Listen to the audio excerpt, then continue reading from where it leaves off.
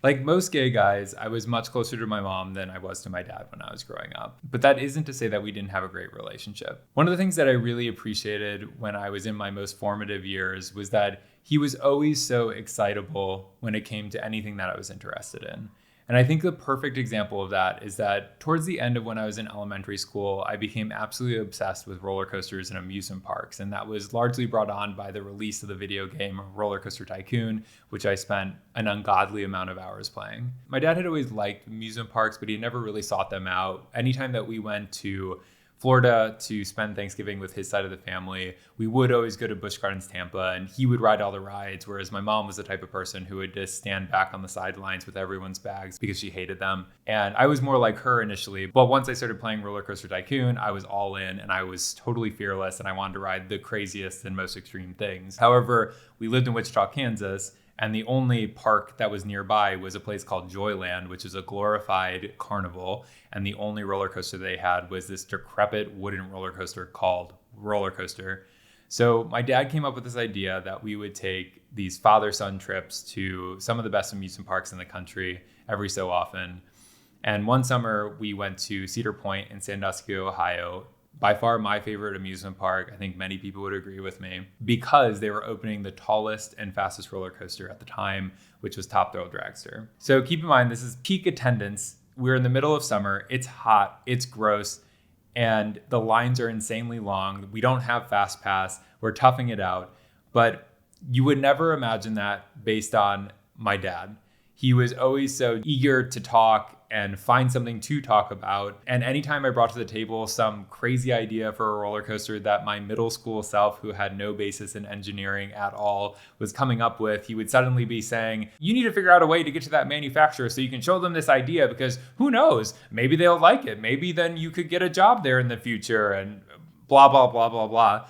I mean, we would be in lines for 3 hours straight and not stop talking. I think it's pretty rare that a middle school gay boy and his white cisgendered straight male dad are having this much in common and talking this much at an amusement park for that long. We were there for 3 days in total. And in the middle of the day, we would go to the hotel, and when it was super hot, and he would like take a nap or read, and I would be playing Roller Coaster Tycoon.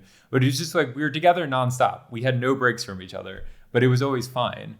And this extended to everything else. When I was going through high school, I was in musical theater. And I mentioned in the introduction of my book that on one occasion, my theater department was having a funding shortfall for a production that I was in called Thoroughly Modern Millie. My dad swooped in to make sure that we could actually put on the show because he knew how hard we had all been working for months. And he and my mom attended every single performance of every show that I was in. They attended every band concert that I was in. I played trombone. They just were so present for me. And when I told my parents that I was going to be applying to NYU for film school, there was no conversation about, oh, that's not practical, and how I should think about a different career path that could lead me to a steady job and a profession and things like that. My dad had always loved film. He could watch his favorite movies on loop and never get bored of them. And he would laugh at the same jokes. So he was all in. He was excited. And anytime I would have an interest, or when I said I wanted to go to NYU, he would be plugging away on his laptop that he would always have on his chest when he was sitting in the recliner at that time in our house, and be researching everything about it. When I told him about New York, he was already looking at, real estate and getting a sense of the neighborhoods and things like that. So it was just such a blessing to grow up with that presence. Someone who was just so open and receptive to me and communicative. For a closeted gay boy in the Midwest, that was the dream come true, because I truly felt seen, even though they didn't actually know the full extent of who I was as a person. But it didn't matter because we were connecting on a deeper level that wasn't just scratching the surface. We weren't just talking about basic things. We were having substantive conversations as much as one can when they're in high school. So I did end up going to NYU. And during my freshman year, I started coming out to all my new friends, but I wasn't telling anyone from back home, including my parents. And I knew as the year progressed that I just needed to work up the courage to tell them.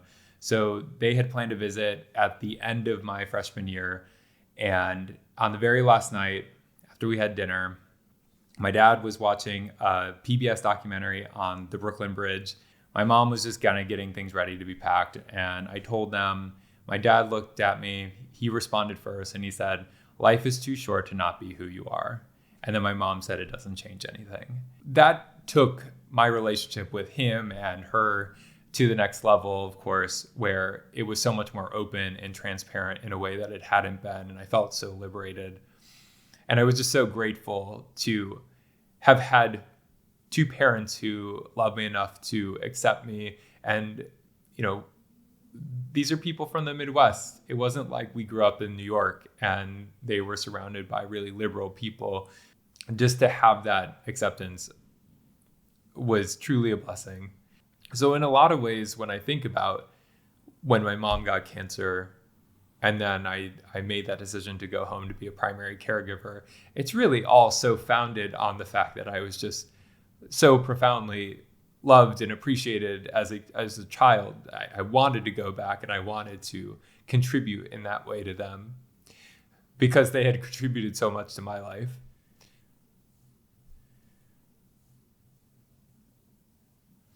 As much as the focus of this book and this content that I'm producing is on how I was a caregiver for my mom, I was also a caregiver for my dad.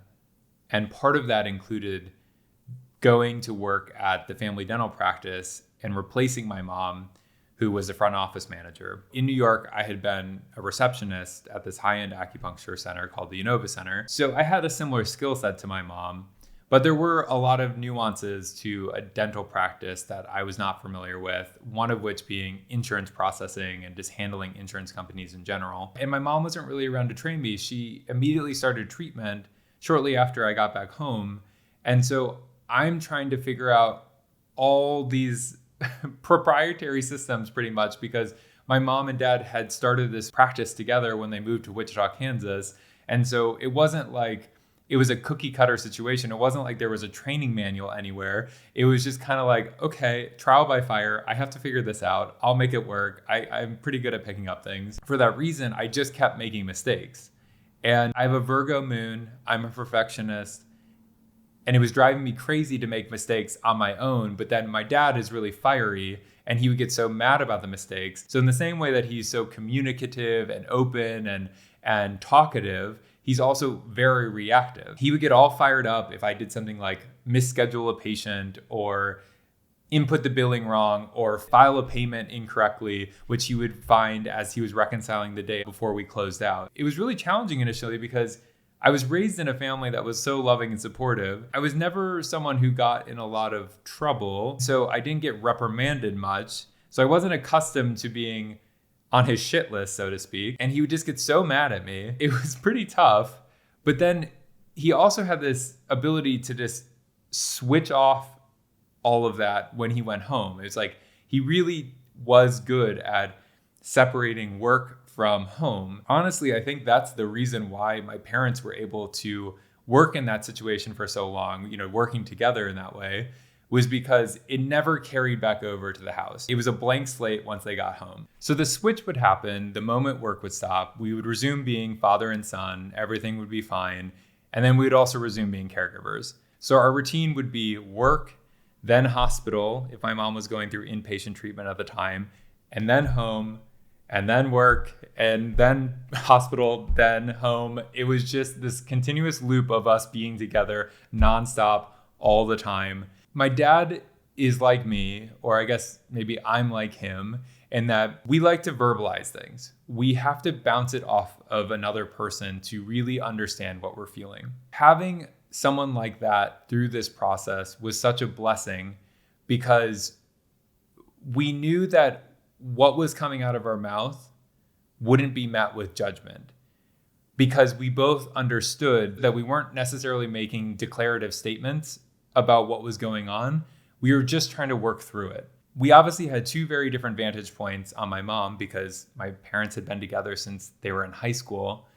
And so he would bring a lot of historical context that I had no idea of. And then I would bring in some of the empathy and sympathy that my mom had kind of conditioned me to have growing up that was not really my dad's strong suit, to really help my dad with some of the interpersonal relationship navigating that was going on between all the different people in our family and our friends and things like that. It was such a symbiotic relationship. And I'm so grateful that I had him as a companion through that entire process. I really couldn't have done it without him. As much as I did sometimes feel like I had taken the place of my mom in his life when it came to being his rock, and I was giving a lot of emotional support to him, he picked me up so many times when I just was shouldering too much responsibility that I shouldn't have been carrying, and level checking me when I was being irrational and blaming myself for what was going on. And even though it was incredibly tough what we were going through, we still found a way to laugh together. We learned so much about each other, and we made a lot of memories during that time that I hold dearly. The next video that I'll upload on here will be tomorrow, July 9th, to talk about the stem cell transplant luncheon and to share some of the stories that didn't make it into the book from the participants of that luncheon who had a stem cell transplant previously. So hit subscribe, check out Instagram and TikTok if you want some additional content, and I will see you all tomorrow.